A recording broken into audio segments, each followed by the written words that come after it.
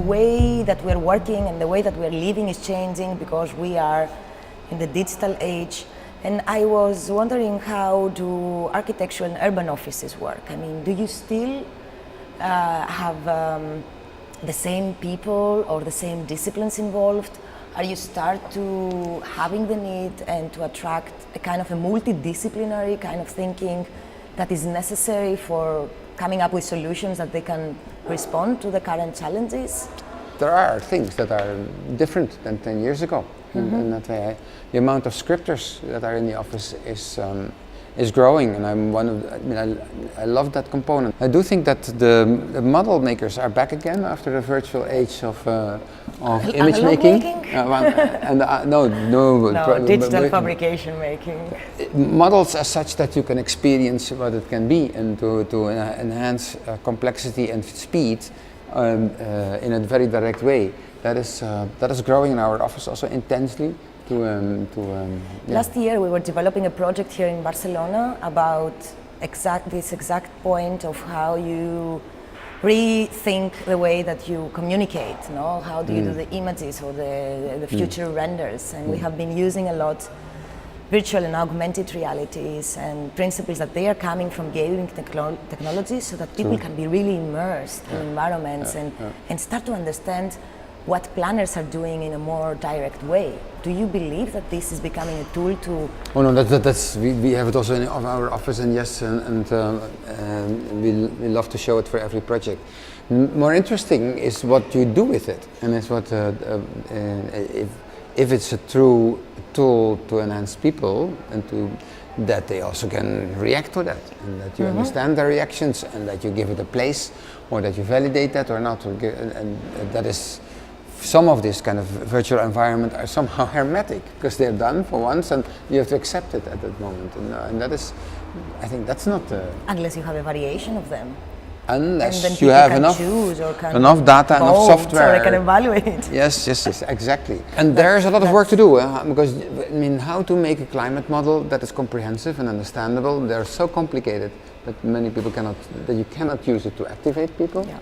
So, and from the scientists to the applications, we need translations. We need to work on that. How to work with the building industry in a more in an environment where you can activate those kind of changes. Wow, it's also some work. That's still not embedded in our. I mean, France is still 90% concrete.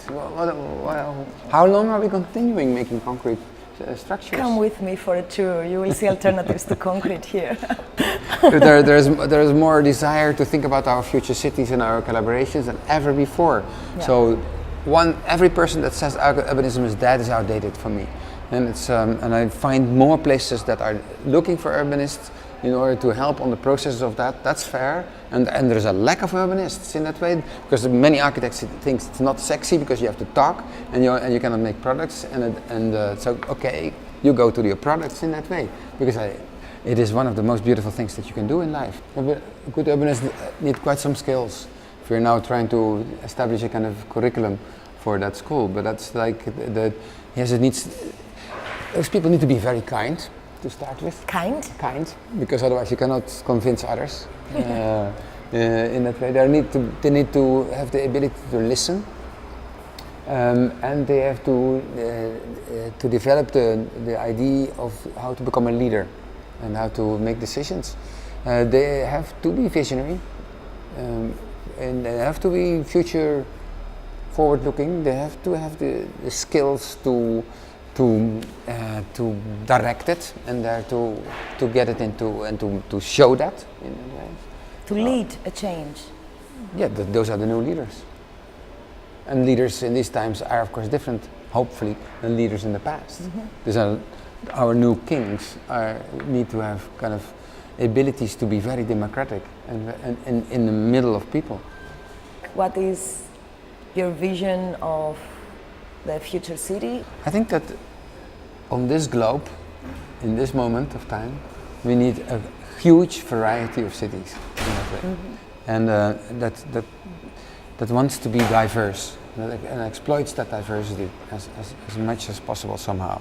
Variety and diversity is needed, and that should be more embedded in our production processes and planning processes.